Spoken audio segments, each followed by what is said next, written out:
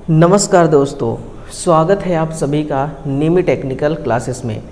ध्यान दीजिएगा कि रेलवे की तरफ से जो आरआरबी एनटीपीसी में ग्रेजुएशन लेवल की जो भर्ती आनी थी वो भर्ती आ चुकी है। उसका फुल नोटिफिकेशन जो है ये परसों के दिन शाम टाइम ही फुल नोटिफिकेशन रेलवे के सभी जोन में सर्कुलेट कर दिया गया है। और अभी under graduate level means 12th level का जो वैकेंसी आती है ना, वो वैकेंसी अभी आना बाकी है। 21 तारीख से यानी कि 21 सितंबर से उसका भी फॉर्म फिल होना स्टार्ट हो जाएगा। तो अभी उसका कोई फुल नोटिफिकेशन नहीं आया हुआ है, ना ही शॉर्ट नोटिस आई हुई है।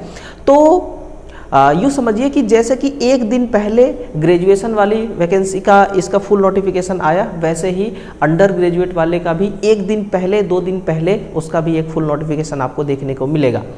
तो फिलहाल अभी हम चलते हैं कि जो हमारा ये नोटिफिकेशन आ चुकी है ग्रेजुएशन लेवल वालों की, है ना, तो इसमें आपने नोटिफिकेशन देख लिया, इसका प्रॉपर वीडियो में भी मैंने आपको दे दिया है ना। तो अब बात ये आती है कि सर हमें फॉर्म भरना है। इसमें टोटल लेवल 5 और लेवल 6 है ना, 2 लेवल के यहाँ पर जॉब है, लेकिन जॉब पोस्ट कितने हैं? टोटल 4 से 5 पोस्ट हैं। अगर आपका ग्रेजुएशन कंप्लीट है तो आप 5 लेवल यानी कि 5 पोस्ट के लिए एलिजिबल होंगे, लेवल 5 और लेवल 6 दोनों के लिए एलिजिबल होंगे। तो फॉर्म को फिल करने से पहले आपको जानना होगा कि आरआरबीज वाइज और कैटेगरी वाइज, है ना, किस जोन में कितनी वैकेंसियां हैं, है ना। इस चीज़ को थोड़ा सा हम एनालाइज करेंगे। मैं थोड़ा सा मेहनत करने के बाद आप सभी के बीच उपस्थित हुआ हूं, है ना। जो डाटा मैं आपके साथ शेयर करने वाला हूं वो वाकई में आप अगर फॉर्म अभी फिल नहीं किए हुए हैं तो इस वीडियो को ज़रूर देखिए, इसके बाद आप फिल कीजिएगा, आपको काफ़ी हेल्पफुल मिलेगा। क्योंकि जिस तरह से आप अभी के टाइम पर चीज़ों को समझते हुए फॉर्म को फिल करेंगे, वही आपका दोस्तों जो सिलेक्शन है, सिलेक्शन देने में काफ़ी हेल्प करेगा, है ना। तो आप थोड़ा सा इस वीडियो को देखिए। टोटल डाटा एनालाइज करने के बाद मैं आप सभी के बीच उपस्थित हुआ हूँ। हम यहाँ पर देखने वाले हैं कि आरआरबीज वाइज और कैटेगरी वाइज किस जोन में पर्टिकुलर कितनी वैकेंसियाँ हैं और टोटल जिस जोन में वैकेंसी है ना, उसमें कैटेगरी वाइज कितनी वैकेंसी है। क्योंकि आपको जोन भी अपना देखना है और आपको अपना खुद का कैटेगरी भी देखना है ना। उसके अकॉर्डिंग आपको सही चीज़ें सिलेक्ट करना है, सही जोन सिलेक्ट करना है। तो ये सारी चीज़ें हैं, है ना। किस जोन में कुल कितने पद हैं, संपूर्ण इन्फॉर्मेशन के साथ मैं उपस्थित हुआ हूँ। तो चलिए अपने इस इवेंट को शुरू करते हैं दोस्तों, और वीडियो को शेयर और लाइक ज़रूर करिएगा, है ना। चैनल को सब्सक्राइब नहीं किया तो आपको सब्सक्राइब ज़रूर कर लेना है। देखिए, बहुत से ऐसे छात्र हैं जो कि फर्स्ट टाइम रेलवे की इस वैकेंसी में शामिल हो रहे हैं। तो सबसे पहले तो आप कमेंट सेक्शन में लिखेंगे कि क्या आप रेलवे में पहली बार फॉर्म अप्लाई कर रहे हैं या फिर इससे पहले जो आपका ALP, technician, RPF, SI constable, है ना, पैरामेडिकल, इनकी भी वैकेंसी आ चुकी है रेलवे में, तो आप फॉर्म अप्लाई किए हुए हैं। अगर किए हैं तो लिखिएगा एस, नहीं तो नो। देखा जाए तो जो आपका ये एनटीपीसी है ना, ग्रेजुएशन लेवल की, इसमें बहुत सारे पोस्ट हैं, 4 से 5 पोस्ट हैं, जिसका यहाँ पर ओवरव्यू दिखाया गया है ना। फ्रंट पे आप देख सकते हैं, है ना। कोई टाइपिंग कर रहा है, कोई टिकट चेक कर रहा है ना, तो कोई गुड गार्ड्स की जॉब कर रहे हैं। तो इस प्रकार से इन्होंने ओवरव्यू दिखाया, थोड़ा सा आपको समझाने की कोशिश किया है कि भाई काम जो होता है ये बेसिकली काम होता क्या है एनटीपीसी में ग्रेजुएशन लेवल के लिए, ठीक है। चलिए आगे बढ़ते हैं। यहाँ पर जब हम फॉर्म अप्लाई को लेकर के बात करते हैं एक फिक्स डेट की, तो फॉर्म अप्लाई होना स्टार्ट हो चुका है। इनका जो लिंक है वो एक्टिव हो चुकी है ना। इनका लिंक जो है वो एक्टिव हो चुकी है।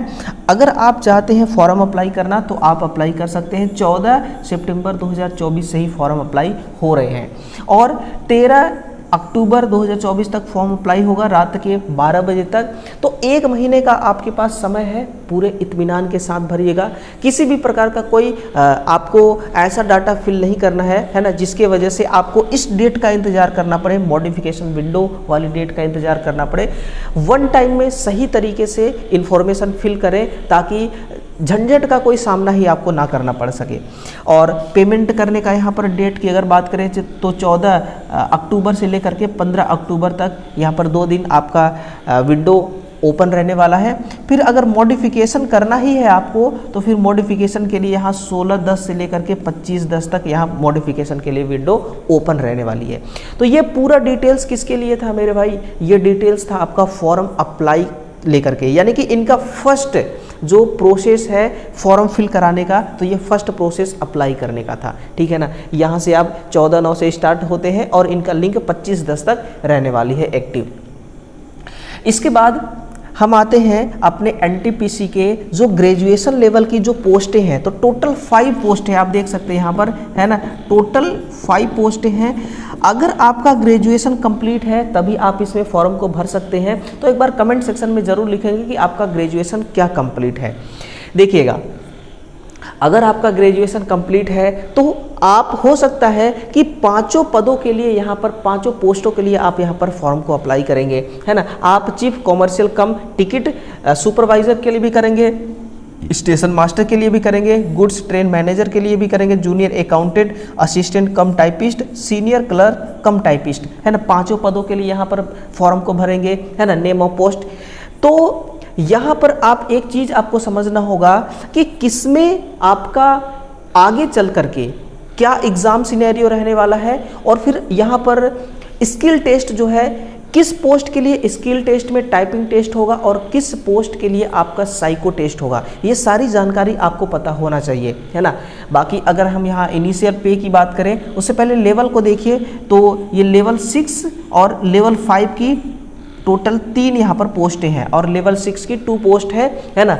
और इनका अपना अपना पर्सनल यहाँ पर इनिशियल पे है और मेडिकल स्टैंडर्ड भी है, और फिर साथ में एज लिमिट को भी आप यहाँ पर देख लीजिए, और साथ में यहाँ पर कोविड के साथ जो रिलैक्सेशन 3 ईयर का मिला है उसको भी देख सकते हैं। फिर टोटल नंबर ऑफ जो वैकेंसी है वो आप यहाँ पर देख सकते हैं, किस पोस्ट के लिए कितनी वैकेंसी है, ठीक है ना। तो ये किसके लिए इन्फॉर्मेशन हो गया कि भाई किस पोस्ट के लिए कौन सा क्राइटेरिया सेट किया गया है रेलवे के द्वारा। अगर ये क्राइटेरिया आप फुलफिल करते हैं तो फिर आपको बिल्कुल फॉर्म को भरना चाहिए। लेकिन आप ध्यान रखिएगा कि जो मेडिकल स्टैंडर्ड B2 और A2 है, अगर किसी भी प्रकार का ना कोई सर्जरी हुआ है आपके बॉडी में तो फिर आप ये टिकट सुपरवाइज़र और फिर स्टेशन मास्टर के लिए अलाउ नहीं होंगे। आगे क्या क्या बातें हैं वो सारी चीज़ें मैं आपके साथ शेयर करना चाहूँगा, बस आप वीडियो में बने रहिएगा, इस सेशन में बने रहिएगा। चलिए, यहाँ पर जैसा कि मैं आपको बता रहा था कि किस पोस्ट के लिए यहाँ पर टाइपिंग टेस्ट में स्किल टेस्ट में टाइपिंग टेस्ट होती है और किसके लिए नहीं होती है, वो चीज़ें यहाँ पर आई हुई हैं। तो नेम ऑफ द पोस्ट में जब आप देखेंगे तो गुड्स ट्रेन मैनेजर के लिए, जो कि लेवल 5 की जॉब है, ठीक है ना, इसमें आपका स्किल टेस्ट के नाम पर कुछ भी नहीं होने वाला है। उसके अलावा जो आपका चीफ कॉमर्शियल कम टिकट सुपरवाइज़र है, स्किल टेस्ट के नाम पर यहाँ पर कुछ भी नहीं होने वाला है। मीन्स आप CBT 1 दीजिए, CBT 2 दीजिए, अगर आप सिलेक्ट हो गए तो आपका DV होगा, मेडिकल होगा, उसके बाद डायरेक्ट आपकी ज्वाइनिंग हो जाएगी, ठीक है ना। स्किल टेस्ट का यहाँ पर इन दोनों पदों के लिए, पोस्ट के लिए कोई रोल नहीं है। फिर टाइपिंग टेस्ट किसके लिए है, जो लेवल 5 के अंतर्गत काउंट होती है और सीनियर क्लर्क कम टाइपिस्ट वाली पोस्ट है, इसके लिए यहाँ पर आप देख सकते हैं कि टाइपिंग स्किल टेस्ट होती है, जो कि हिंदी और इंग्लिश दोनों लैंग्वेज में यहाँ पर टाइपिंग टेस्ट करना होता है। वो कैसे कैसे करना होता है वो सब आगे हम बात करेंगे। फिलहाल अभी आप ये देख लीजिए कि स्किल टेस्ट के नाम पर यहाँ पर टाइपिंग टेस्ट होना है, जो कि लेवल 5 के लिए पोस्ट है आपका सीनियर क्लर्क कम टाइपिस्ट। उसी के साथ में लेवल 5 का ही एक और पोस्ट है जिसको हम जूनियर अकाउंटेंट असिस्टेंट कम टाइपिस्ट कहते हैं। तो यहाँ पर भी यानी कि जो पोस्ट में ही टाइपिस्ट का नाम ऐड हो गया है ना, तो आप समझिए कि टाइपिंग टेस्ट आपको देना ही होगा, ठीक है। उसी के साथ में आपका जो ये 5वें नंबर का पोस्ट है जिसको हम कहते हैं स्टेशन मास्टर, और लेवल 6 की ये जॉब होती है ना। सैलरी वगैरह बिल्कुल बिंदास होती है ना, मस्त मौला वाली जॉब होती है दोस्तों, 1 नंबर की जॉब है। स्टेशन के अंदर आपको मास्टरी करना है ना, जैसे कॉलेज में मास्टरी करते हैं, स्कूलों में मास्टरी करते हैं, वैसे स्टेशन मास्टर लेवल 6 की जॉब है। और CBAT यहाँ पर जिसको हम कहते हैं साइको टेस्ट, जिसको हम क्या कहते हैं साइको टेस्ट भी यहाँ पर होता है। और साइको टेस्ट क्या होता है, अगर आप ये साइको टेस्ट के बारे में जानना चाहते हैं तो YouTube पर जाकर सर्च कीजिएगा कि RRB रेलवे, है ना, रेलवे साइको टेस्ट बाई निमी टेक्निकल क्लासेस, आपको वीडियो मिल जाएगी, है ना। हमने वहाँ पर पूरे डिटेल के साथ समझाया हुआ है कि साइको टेस्ट क्या होता है, कैसे कैसे कितने टेस्ट होते हैं और वगैरह वगैरह, है ना, किस टेस्ट में कितना टी स्कोर लाना होता है, ये सारी बातें हमने वहाँ पर करी है। अब आ जाइए आपका जो CBT 1 और CBT 2 होने वाला है, इस पर थोड़ा सा हम ध्यान देते हैं। तो CBT 1 तो सभी के लिए कॉमन होगा, सभी के लिए कॉमन होगा, है ना। अगर आपका ग्रेजुएशन लेवल और अंडर ग्रेजुएट दोनों फॉर्म एक साथ फिल होते और दोनों फॉर्म का एग्जाम, दोनों वैकेंसी का एग्जाम एक साथ होता, तो फिर ग्रेजुएशन और अंडर ग्रेजुएशन दोनों का CBT 1 कॉमन होता। लेकिन अब यहाँ पर ऐसा नहीं है। अगर आपका under graduate means 12th level का फॉर्म अलग टाइम पे फिल हो रहा है तो हो सकता है उसका CBT भी अलग टाइम पर हो, है ना। लेकिन यहाँ पर पांचों पदों के लिए, पांचों पोस्टों के लिए यहाँ पर कॉमन फॉर ऑल पोस्ट के लिए यहाँ पर CBT 1 होने वाला है। यहाँ से 15 टाइम्स, कितना 15 टाइम्स स्टूडेंट्स को यहाँ पर सिलेक्ट किया जाएगा, है ना, इनवाइट किया जाएगा CBT 2 के लिए। अब यहाँ पर जो CBT 2 है, ये CBT 2 भी कॉमन फॉर ऑल पोस्ट, यही इस बार के NTPC के इस ग्रेजुएशन लेवल की भर्ती में चेंजेस हुआ है। यानी कि CBT 1 भी सेम है और CBT 2 भी सेम है ना। मैं आपके लिए एक सेपरेट वीडियो दूंगा जिसमें आपको मैं ये बता रहा हूँगा कि आपका जो सिलेबस है CBT 1 का और CBT 2 का, है ना, इसमें कुछ चेंजेस हुआ है या फिर चेंजेस कुछ भी नहीं हुआ है ना, उस पर हम बात कर रहे होंगे और प्रॉपर वो वीडियो मैं आपको दूंगा। अभी मैं उस पर नहीं जा रहा हूँ। CBT 1 और CBT 2 यहाँ पर आप साफ सुथरे देख रहे हैं, साफ शब्दों में लिखा हुआ है कि यहाँ पर कॉमन रहने वाला है। फिर यहाँ से स्किल टेस्ट के लिए 8 गुना बच्चों को ये सिलेक्ट करेंगे। कितना? 8 गुना बच्चों को सिलेक्ट करेंगे, यानी कि एक सीट के लिए 8 लोग कंपटीशन लड़ने वाले हैं, ठीक है ना। तो आपका नंबर ज़रूर आएगा अगर आप मेहनत करेंगे, अगर आप तैयारी में थोड़ा सा अपना दम दिखाएंगे, है ना, स्ट्रगल करेंगे, संघर्ष करेंगे, तो आपका भी नंबर ज़रूर आएगा। चलिए फिर हम आते हैं अपने स्टेज ऑफ एग्ज़ाम्स, है ना। स्टेज ऑफ एग्ज़ाम्स, इस पर तो हमने बात कर लिया है फिलहाल, किसके लिए किस पोस्ट के लिए स्किल टेस्ट है और किसके लिए साइको टेस्ट है ना, इस पर हमने बात कर लिया है। Short listing for various stage, जैसा कि मैंने आपको बताया यहाँ पर कि CBT 2 के लिए यहाँ 15 टाइम्स स्टूडेंट को सिलेक्ट किया जाएगा, है ना, टोटल वैकेंसी के अकॉर्डिंग। और फिर जो आपका सेकेंड CBT होगा उसमें से 8 गुना बच्चों को CBAT और फिर आपका जो स्किल टेस्ट है उसके लिए बुलाया जाएगा। ये सारी चीज़ें यहाँ पर कही गई हैं। मैं फुल नोटिफिकेशन आपको इसलिए नहीं दिखा रहा हूँ क्योंकि टाइम वेस्ट होगा, है ना, और चीज़ें आपको उतना ही बताऊँगा मैं जितना कि यहाँ पर दिखा रहा हूँ, है ना। तो बिल्कुल सिलेक्ट करके लेकर के आया हूँ ताकि आपको आसानी से समझ में आ सके और आपका टाइम भी बच सके। जो मैंने आपको बताया था कि अगर आप स्टेशन मास्टर बनना चाहते हैं लेकिन आपने कभी अपने लाइफ में सर्जरी कराया हुआ है ना, एनी अदर सर्जरी कराया हुआ है, तो फिर आप इस पोस्ट के लिए आप नॉट एलिजिबल, यहाँ पर लिखा हुआ है ना नॉट एलिजिबल, किसके लिए? मेडिकल स्टैंडर्ड जिसका A2 है और जिसका A3 है। मैं आपको दिखाना चाहूँगा A2 और A3 किसके लिए है। A2 यहाँ पर देखिए स्टेशन मास्टर के लिए, और A3 किसके लिए है, यहाँ पर क्या लिखा हुआ है देखिए, A2 और A3, है ना, A2 और A3 मेडिकल स्टैंडर्ड। अब A3 तो कुछ यहाँ पर दिख नहीं रहा है, A2 है स्टेशन मास्टर और B2 है आपका ये टिकट सुपरवाइज़र के लिए, है ना। तो आप इसके लिए एलिजिबल नहीं होंगे, लेकिन आप B2 और C2 के लिए एलिजिबल हो जाएंगे। B2 और C2 के लिए एलिजिबल हो जाएंगे, मतलब कि B2 आपका ये है चीफ कॉमर्शियल कम टिकट सुपरवाइज़र के लिए एलिजिबल हो जाएंगे, और फिर C2 जो है ये 2 पोस्ट हैं लेवल 5 की, जूनियर अकाउंटेंट असिस्टेंट कम टाइपिस्ट और सीनियर क्लर्क के लिए आप एलिजिबल हो जाएंगे, है ना। तो इन सभी चीज़ों का इन्फॉर्मेशन लेने के बाद आप फॉर्म को फिल करेंगे तो आपका किसी भी प्रकार का आगे चल के कोई दिक्कतों का सामना आपको नहीं करना पड़ेगा, क्योंकि भैया रेलवे की ये वैकेंसी है। अगर ज़रा सा भी मिस्टेक करेंगे, है ना, ज़रा सा भी मिस्टेक अगर हो गया तो फिर पूरी दोस्तों आपका मेहनत जो है ना वो बेकार चली जाएगी, और हम चाहते हैं कि आपका जो मेहनत है वो किसी का भी मेहनत बेकार नहीं जाना चाहिए। इसलिए फॉर्म अप्लाई करने से पहले टोटल इन्फॉर्मेशन मैं आपको दे रहा हूँ। फिर यहाँ पर आपको प्रायोरिटी सेट करना होगा। जैसे फॉर्म को आप भरेंगे, जैसे आपने ALP का फॉर्म भरा था, टेक्नीशियन का फॉर्म भरा था तो आपने प्रेफरेंस चूज किया था ना, वैसे ही आपको यहाँ पर प्रायोरिटी और प्रेफरेंस फॉर पोस्ट का आपको क्या करना होगा, प्रेफरेंस भरना होगा। जैसे कि आप यूँ समझते हैं, यूँ समझिए कि सबसे फर्स्ट प्रेफरेंस में आप डालेंगे स्टेशन मास्टर, है ना। मान लीजिए आप स्टेशन मास्टर नहीं बने तो फिर आप क्या बनना चाहते हैं, इसमें से आपको चूज करना होगा। आप ये बनना चाहते हैं कि टिकट सुपरवाइजर, तो सेकेंड प्रेफरेंस में आपको इसको सेकेंड प्रेफरेंस देना होगा। हो सकता है आपका इसमें नहीं हुआ तो फिर आप चाहते हैं कि असिस्टेंट, अकाउंटेंट असिस्टेंट में बन जाऊं, है ना। अगर ये भी नहीं इसमें सिलेक्शन हो पाया तो आप गुड्स ट्रेन मैनेजर के लिए चौथे नंबर पे इसको प्रेफरेंस में भरिए, फिर 5वें नंबर पर सीनियर क्लर्क कम टाइपिस्ट को भरिए। तो इस प्रकार से प्रेफरेंस भरा जाता है और प्रेफरेंस भरने के लिए आपको उतने ही पोस्ट का ऑप्शन वहाँ पर मिलेगा जितने के लिए आप एलिजिबल होंगे।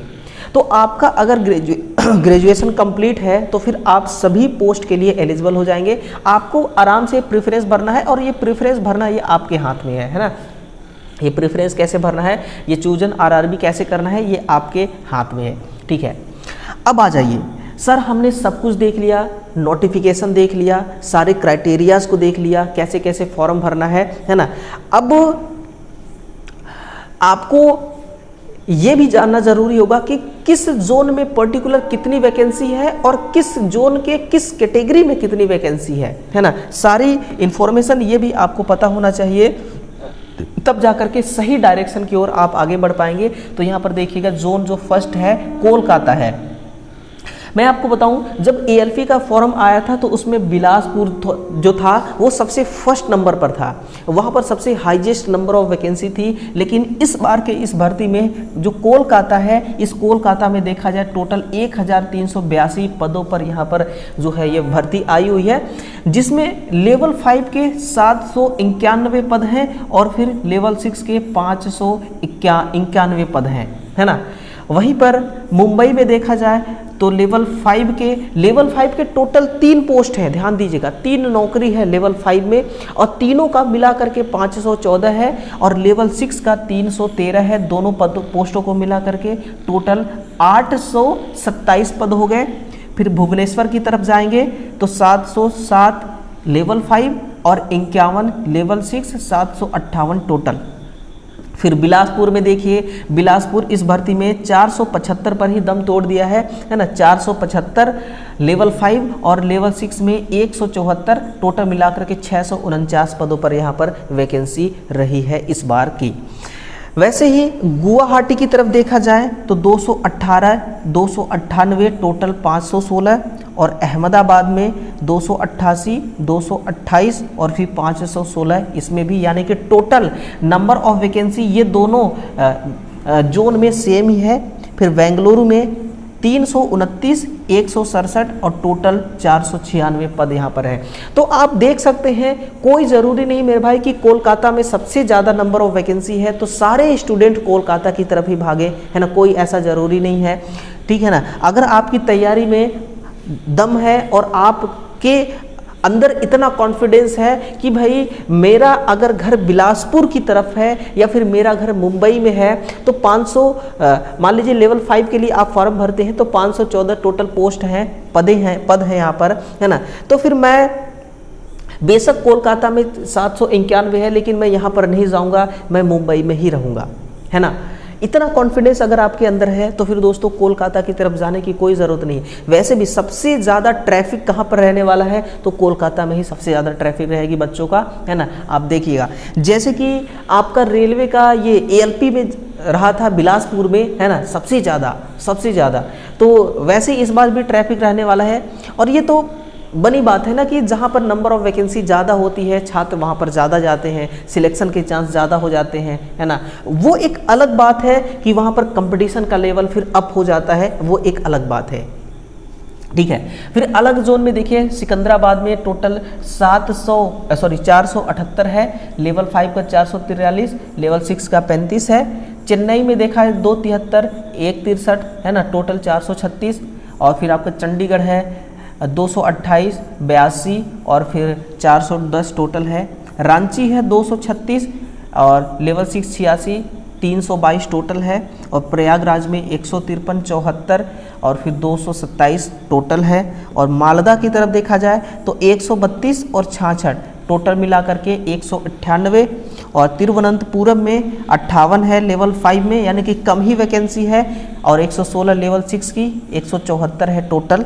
भोपाल की तरफ देखा जाए मध्य प्रदेश का तो ये 57 है लेवल 5 और 98 लेवल 6, 155 ही है, बहुत कम वैकेंसियाँ हैं।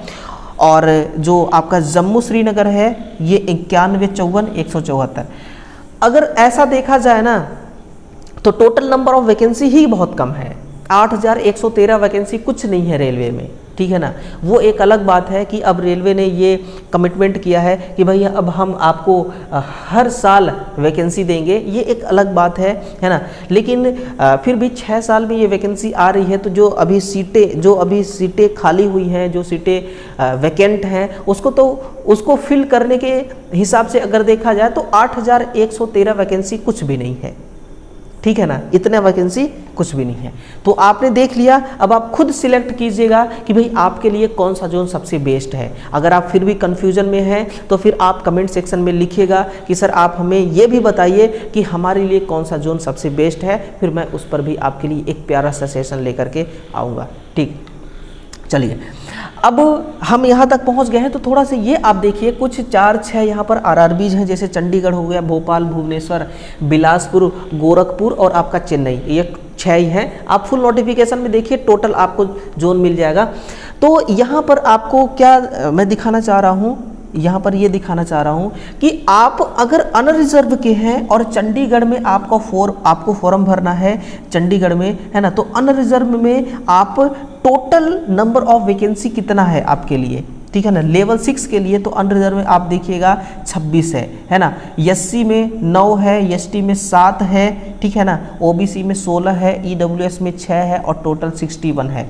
तो इस प्रकार से मैं सिर्फ चंडीगढ़ का बता दे रहा हूँ, ठीक है ना। ऐसे ही अनरिजर्व, एसटी, एससी, ओबीसी, ये अलग अलग पोस्ट के लिए टोटल वैकेंसी है, और चंडीगढ़ में जो टोटल 410 पदों पर भर्ती है।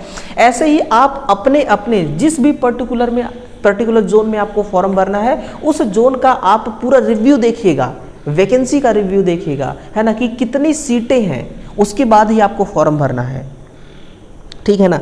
उसके बाद ही आपको क्या करना है, फॉर्म भरना है। और इनका जो नोटिफिकेशन है दोस्तों, बहुत बड़ी नोटिफिकेशन है ना, बहुत ज़्यादा बड़ी नोटिफिकेशन है, जो कि टोटल 80 पेज का नोटिफिकेशन है। कितना है, 80 पेज का नोटिफिकेशन है। और उस 80 पेज के नोटिफिकेशन को अगर मैं आपके सामने ओपन कर दिया तो हो सकता है 1 घंटे का समय लग सकता है उसको डिटेल देने में। अब मैं आपको ना कुछ इंस्ट्रक्शंस बताता हूं, ताकि फॉर्म अप्लाई जब कर देता है एक छात्र ना, तब जा कर के उसका फॉर्म रिजेक्ट होता है किसी न किसी माइनर मिस्टेक की वजह से, तो फिर दोस्तों उसके दिल पे क्या गुजरती है ना, वो मैं समझ सकता हूं। इसलिए आपके सामने ऐसा कोई केस आए ही ना, रिजेक्शन का कोई केस आए ही ना, तो यहाँ पर लिखा हुआ है कि स्पेसिफिकेशन फॉर सिग्नेचर इमेज, यानी कि सिग्नेचर आपका कैसा होना चाहिए, तो the applicant has to sign on white paper with black ink pen, यानी कि जैसा कि ये वाइट बैकग्राउंड है और ये ब्लैक कलर के पेन से लिखा हुआ है, तो आपको इसी प्रकार से आपको पेन यूज़ करना है और वाइट बैकग्राउंड यूज़ करना है। विद इन ए बॉक्स का साइज भी 50 mm से 20 mm, यानी कि मान लीजिए अगर बॉक्स का साइज 50 से 20 mm का ये साइज है, तो इस साइज से बाहर आपका सिग्नेचर नहीं जाना चाहिए, ठीक है, पहला।